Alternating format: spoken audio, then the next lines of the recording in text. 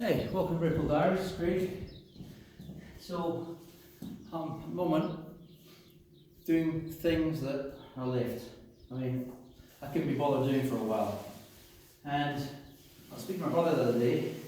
He did a lot of the work in my house when I first got here, and him and a few guys came from Bulgaria. And when he left, he said to me, "Oh, you should," just a passing comment, "Oh, you should really seal the floor in case you don't tile it for a while and it stops the dust coming up." I was like, okay, whatever. It started driving me crazy now, and now that passing comment became very important. So now that's what I'm doing, I'm sealing the floor. And what I've been thinking about here while I'm doing this is everyone's journey to Red Pill. How do you get there? What does it mean? What's going to happen along the way? One of the things is, a lot of people speak about, what's his name? One of the first people who I looked at was David Icke, years ago. When I first started watching his stuff, I thought, yeah, a little bit crazy and kooky, but I never said, well, because he says one thing that I think is wrong, or I think is crazy, I'm going to discount everything he says. And that's the thing that holds people in the blue pill, is the arrogance that what they know now is all they'll ever need to know, right? So they hinder themselves from future development because they stay. I was a DJ for a long time, right? For about 10 years. And well, I did other things too. And it allowed me to travel quite a lot, or when I traveled I could do stuff and it was fun and enjoyable. And the one thing it taught me was, you go places and you usually get, I don't know, sometimes guys, usually women, saying, "Play something we know." And it could be you could be at a psytrance rave, for example, right? And you've got someone saying, "Play something we know." It's like, well, you clearly don't know where you are. And the thing is, give it a few months, those people usually become your friends, and they change, it flips the whole script in their life, and they go, "Oh my God, I can't believe I used to listen to that utter shit I used to listen to, that top 40 crap," right? And it's the same thing with Red Pill. So if you don't discount people, don't be so arrogant to think that you know everything. There'll be things that you learn, and the downside of this is that this is advertised as cultist. So when you see things on the news, sometimes they are cults, right? I went to some weird places in Colorado, for example. They had cults in the mountains, which is some strange shit, up in an area called Loveland, and I'll never forget. Anyway, that's the side story.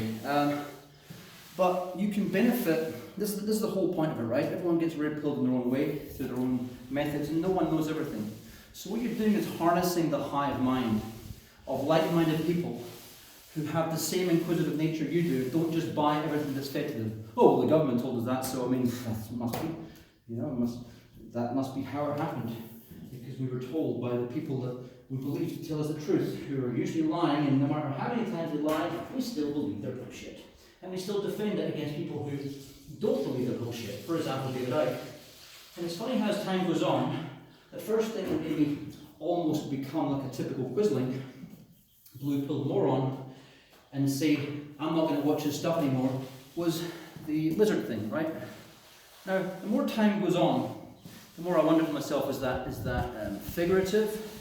You know, was he just talking figuratively? Because we see these people, like the royals, who get away with massive paedophile clubs that they're all part of, most of them are part of, and makes you think, maybe he was being figurative. They're not the same as us, they are fucking aliens because they don't think the same, because they have no humanity, right? Therefore they must be lizards, because, you know, a human being wouldn't think of doing these things to other human beings. A human being wouldn't think of architecting the world in such a way that even when someone's a billionaire, they just want more and more and more. And they already have enough to buy anything they want. Warren Buffett, prime example, right? He already has enough to buy anything his heart desires, well, within reason. And yet he still lives at home in his parents' place, and his parents' old place, and he's basically was on what you would call stalking the chick who he ended up marrying at her diner. And meanwhile, I started looking at all these things. Now, a few times I passed these things on to people who are purple pilled or on early red pilled people. Oops, I don't know why that blew over. Yeah, early red pill people, right? And they're the start of their little venture into the truth. And what ends up happening is they'll go, oh no, look, he said, yeah, I don't know that guy. He talked about this, and that's the biggest mistake. As soon as you find yourself self-censoring because one thing someone said, or you say, oh, that guy liked this particular, he's a right-winger, for example, or he's a left-wing libtard, then you start discounting everything they say because of one thing they said. Actually, it happened with Max Egan the other day. I've actually had arguments with Max, but the thing is, I think he maybe thinks I was a little bit more insulting than I was trying to be. So I don't hold it against him. I didn't bite. I didn't try and make a big thing out of it. But the guy's obviously got a lot of wisdom. He's not exactly my kind of person, but that's the thing. Are you just looking for someone like yourself? Because if that's what you're looking for, you're never going to fucking wisen up. Because you don't have all the answers. If you're looking for not just like-minded people, but people the exact same, you're never going to learn a fucking thing. You're going to walk through life with your fucking eyes closed. So, that's why I was going to say, as part of your journey to the red pill, should be the ability not to rely on the system to censor for you. In other words, I can watch a whole thing of a propaganda video from ISIS, for example, and it doesn't mean I'm going to become like them. Maybe I want to see an insight into how they think, to maybe protect my community against something in the future that they might be involved with. Maybe it allows me to see things from another side that can benefit me in some way that I would never have known. So what I'm getting at is, unless you think, well, you know what, Silence of the Lambs is a good example of this. Oh, that guy's really intelligent. You see how he ended up making the guy kill himself. He was so smart that he could get the guy to basically swallow his own tongue. These are like cues in, if you watch channels like, really good channels about reality, and this kind of matrix we're living in, which could be, that matrix can take many, many forms. It doesn't have to be like the movie The Matrix. So like people like a guy from Chalk Body Outline, really good channel. Max Egan's another one. They have very different views, but they're crossovers, right? And there are things you can take from it all. There's also things you can leave from it all. There's things you can leave and then go back and actually take and say, you know what, actually, let me revisit that, because that made a lot of fucking sense what he said. So, hopefully this is recording all right. I'm near the window. You're probably hearing more birds tweeting than me. But anyway, so that's the point I wanted to get across really if you are embarking down the road of the red pill quest, trying to get to know what's really going on in this world that you happen to be living in, then I would suggest that the first thing you do is don't be arrogant, don't be dismissive, because truth drops that can change your life will come from the most unexpected places. So let me think. Years ago, for example, back in 2013, I think it was, maybe 2014, on I suppose me and my brother especially have been very, very full a lot of our lives. So I'd say we probably were born purple pilled. Funny that a lot of that came from my father, yet he is very blue pilled. So it's insane that, again, there you go. A lot of our red pill messaging came from a blue pilled person, right? Who had no fucking clue and still probably, in much degree, has no real idea how the world really works. And you see, there was still value in it. If I just dismissed it like some grumpy teenagers do, and then being all, what's the word? Being all dismissive and disrespectful of his word just because, my daddy doesn't know shit. Then I would never have learned anything, and I did learn a shit ton from my dad. About people, about... The thing is, you can learn stuff, keep it in the back of your mind. For example, my dad used to say to us, trust no one. It's good practice, don't even trust me. That was actually good advice. I didn't listen to it. Of course, it rung in my head later in life when I came across heaps of fucktards who wanted nothing but bad negative input into my life, you know what I mean?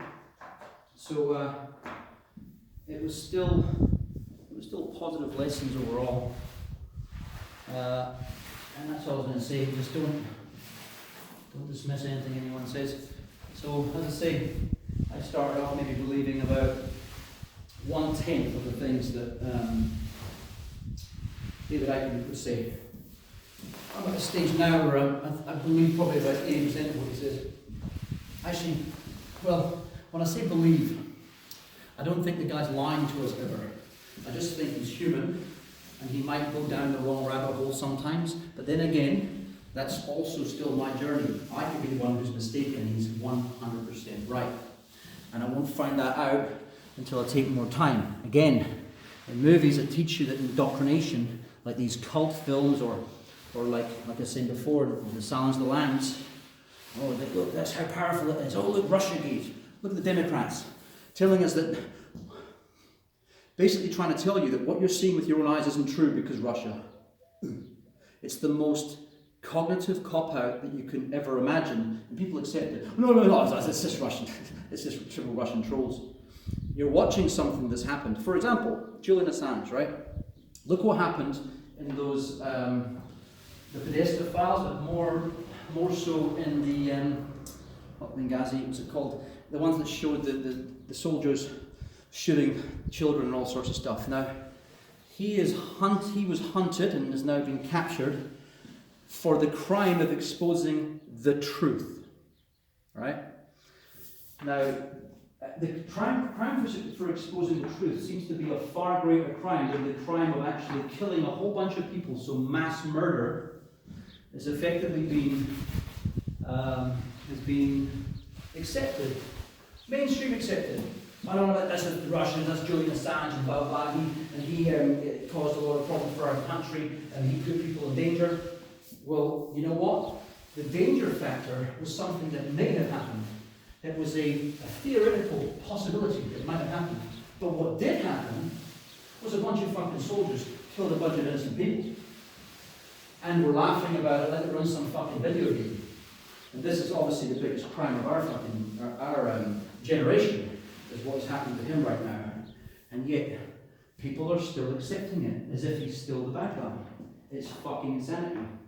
And what that starts to expose in this world, and this happens everywhere, it happens in my country, in Scotland, it happens in, okay, Scotland's going for its independence. It doesn't mean everything we do is great. It doesn't mean because we're fighting against the English establishment to get our freedom for our country, that in every circumstance, Scotland is more right than England. Okay, in most circumstances it is, because we're not trying to rule their country. And those who are imposing control on others tend to be the bad. It's just the way it works, right? So, for example, Honduras and a few other countries in South America, like Chile, when America had its involvement in there was nothing they were doing that was to benefit Chile. And there was nothing they were doing that needed to be done for their own country, because it wasn't their own country. They should just fuck off and go back to their own place. And that's why you can say 9 times out of 10, everything that's happening here is probably America's fault. I don't know about the Afghanistan situation fully when it comes to Russia and their involvement years ago, but it might be the same. You don't know. And that's the thing. In most cases, you don't know. Better to say you don't know and saying, but I think something, than to come with absolutes. And everyone, well, it just seems to be popular culture today to come with absolutes. No, this is what happened. We don't know. What I like about the channel Matt from One of the Conscious, for example, he was one of the first ones that made me, I was already doing this, but I wasn't doing it all the time. Sometimes I was saying, well, I think this might be the case. Other times I was saying it is. And he got me to think about it more when I speak in absolutes. Although I do still speak in absolutes for one reason, and that is when the mainstream narrative is giving a major absolutes and everyone's believing it. So what I do, just to show them how ridiculous they are, I give the opposite spin and I give it an absolute. It's not a maybe, it's a the. Now, of course, you can do that with the Twin Towers situation because that is an absolute, right? That was fuckery. But I do it sometimes when things aren't so concrete, because it's deserving. You take people who have no credibility. If any of you out there watch Sean Atwood, the guy who went to jail for the ecstasy kingpin, English guy from York, the people who he interviews, these are people who were police who had to basically be part of a system that helped cover up paedophilia and systematic paedophilia in the UK by judges and all sorts of officials, right? politicians and all sorts. So you can say, you get people who say, oh, you know, the dork from York, that's what one person said the other day. And I thought, what an arrogant fucktard you are. When all this evidence is here, and it goes beyond circumstantial or could be, or might be a misunderstanding. And all these misunderstandings that happen, it's funny how easy it is for the common man to go to jail for something that looks like it might be. And yet when you have a smoking gun situation, the system gets away scot-free, right? And if you look back in your own history, most human beings, you'll discover that you've actually backed up that situation many, many times yourself. You've gone along with the 9/11 narrative that was given to you, and even said things that are lies, like, oh no, I knew a friend that was on one of those planes, or I had a friend that was here or there, blah, blah, blah. You were talking shit. You're just doing it to win the argument at the time. And the more you looked into it, the more you thought, fuck, this person who was speaking to me actually had no agenda, but I treated it like he did, so I tried to win the argument by talking shit, right? Another big problem in our world is the ego. We all suffer from it. You're never going to get rid of it. It's just having your ego in check. You can't. I think even people in monk mode can't really completely get rid of their ego, or else they'd be dead. So it's just really having it in check, learning what your problems are. You know, as I say, there's also no absolutes when it comes to how we are as people. So you might throw a friend of mine and I had a discussion, just like we're turning into an argument and back to discussion again today about narcissism. And narcissism can come in steps, so can psychopathy. So maybe we're all a little bit of these things. So rather than labeling it, if you could get, let's say for example you do something that's 5% reminiscent or not reminiscent, 5% likelihood that a narcissist will act that way, and then you get labelled with that, and everything you say now, that's the narcissist. You can learn when these things happen to you. And that's why, like for example, when people get locked away, or the source are right, you haven't looked into it. Or the Gaddafi situation, or you look at him getting shoveled up the arse by a knife. You know, he wasn't in Tripoli. He wasn't in his home. You know, he wasn't in the place where he gives people 60 grand for getting married, or half the money towards their first car, 60 grand. It was basically it was a socialist utopia that he had, and America didn't like it. Besides the fact that he wanted to unenslave African countries from IMF debt. But of course, if you're a quisling fool who believes everything the media tells you, you believe the narrative that he was just a bad guy and no one liked him. And that's why those people of Libya required us to come and help them, because it was so fucking useless. I remember thinking this. I remember thinking, why don't people get rid of Mugabe, my ex-fiance, is a Malawi example. I thought that if that was a white country, someone would have shot him by now. Well, that'd be a reason, because maybe from their point of view, from the majority's point of view, they actually might like him. And lo and behold, a lot of them do. So you can't think for people. You can't make. That's the thing. You can't have someone's revolution for them. If they ask for help, yeah, help. I'm surprised that EU don't help Scotland more in getting its independence, which sometimes makes me think that maybe Nicola Sturgeon is on the side of the what Matt calls the not milk around that control this fucking world, because some things are just too unbelievable to say. Like the Bernie Sanders situation. What's the chances that Bernie Sanders sabotages his campaign so much and then doubles down on calling a guy who's a rapist and a weird kiddie-touching freak, and a guy who's now also got senile dementia, to say that he's a good candidate? Or Tulsi Gabbard, the same thing. We basically learned recently that all politics is fake in America, and that should tell us that if we really think about it, look at these situations, like why did America never attack China when it was a weaker country, even though it was communist, yet it did attack, what's it called? Vietnam. It might tell us a little bit that, hey, hang on, maybe they're in cahoots. Maybe their elites are all friends. The cloud scenario I gave many times in videos throughout years, where all the elites are sitting above a cloud, and it's like, oh, hi Kim Jong-un, yeah, hey mate, and the people are below them. Next thing's like, did you give me the fucking bird? No, I think you fucking did. You know what, I'm going to give my people who attack you. The people don't even know that the quibble that's happened above the clouds. but their gods, like Trump or whoever it is, or Bill Clinton or whoever, are telling them, oh yeah, that guy, he flipped us off, we've got to go to war against their country. And these people, most of them have never been outside their country, they don't know shit. And yet they're still following the commandment of these psychopaths at the top of their pyramid of control. Without question. It's the sickening part of it. No question whatsoever. Just, oh yeah, okay, that's it. Yeah. No, because... And then repeating all the lines. And then when you start to wake up to this, more and more comes clear. And the next stages of Red Pill, when you really start to wake up to reality, you start seeing the little tells. The situations where, was that put on there on purpose? Was this number repeated there on purpose? Was there something, because as many early Red Pill guys, there's a really old American guy who was a minister. And he was brought along with these Rockefeller types into these Bilderberg groups, right? They took him into their fold, and he saw some stuff that he could only describe as satanic, so he just had to get out there. And things that he was told by, as he calls it, my elite friend.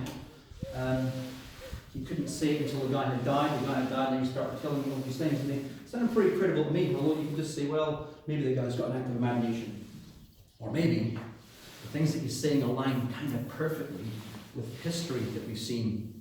If you unbundle it for his story that it is, or that it was, and see what could it actually have been. Because everyone, if you leave me last man standing, as you see in these war situations, and you say, yeah, did you beat them all? Yeah, I did. I beat them all single-handedly. Yeah, it was all me. Yeah. Meanwhile, the guy hid under bodies and stuff. You know how many times we've seen that portrayed in movies? And this is what I'm saying. People need to just wake the fuck up and answer more questions in life, and not be so gullible. This will be the corner of where I put the sealant. I had my fire in here the other day, my whole thing. I just got too lazy thinking, summer's here in a second. I can go a few more days without cleaning the chimney. Nah, the whole thing went all smoky to shit.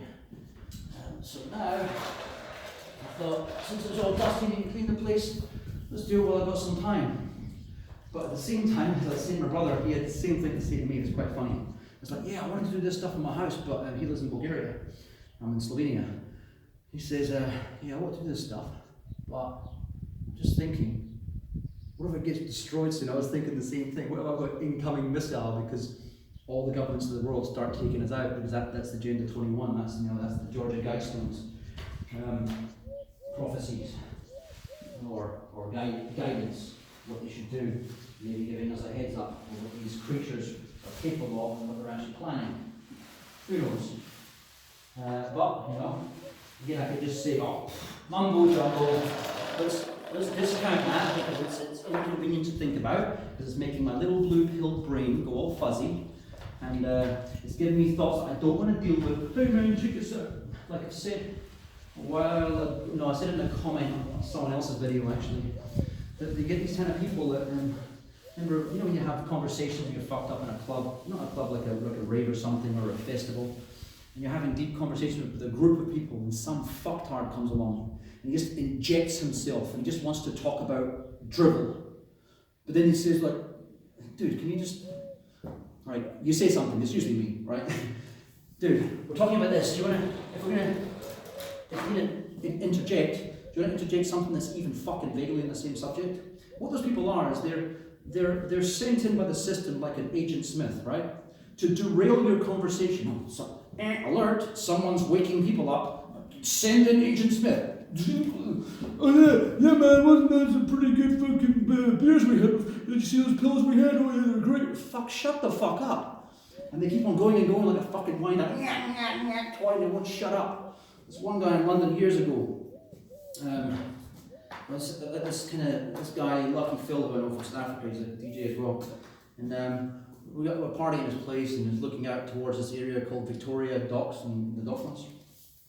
And this guy just keeps on. There was like 3 gay guys in this room, and everyone's having minds of coke and stuff. And this guy, this American guy, said something He didn't even say anything bad about gays. But then he noticed they were gay, and then he starts going, I got lots of great friends, and he starts digging himself out of a hole and just wouldn't shut the fuck up. You get that motor mouth thing as well. I know I talk a lot. But, you know, you get that kind of motor mouth, which is just, you know, that's not a bad person. That's someone who's uncomfortable in their own skin. And it's also learning how to, you know, he's an alright guy. Actually, with a bit of awakening or maybe exposure to stuff, because it's your own choice whether you wake up or not. With a bit of exposure to stuff, maybe you can become comfortable in his own skin. Because we didn't all start out knowing everything at once, and we'll never end up that way either. That's why I'm saying the hive-mind is important. Take the lessons what other people have spent thousands of hours digging around the internet to find, and share stuff back and forth. Take or leave stuff as your program requires, but don't just discount everything someone says because you don't like one thing. Oh well, you know, 99% of what he said was fucking awesome. It really opened my mind up. But you know, that opinion he has on LGBT rights and fucking gender bathrooms, fuck off. You know what I mean? Give me a break. And it's really refreshing, you know, when you actually meet people in those particular communities who are actually woken up as well. They just are the way that they are. They're born just the way they are. They feel like they want to dress like a fucking man, a woman, whatever it is. But at the same time, they are woken up. And you know, it's a case where anyone can be red-pilled.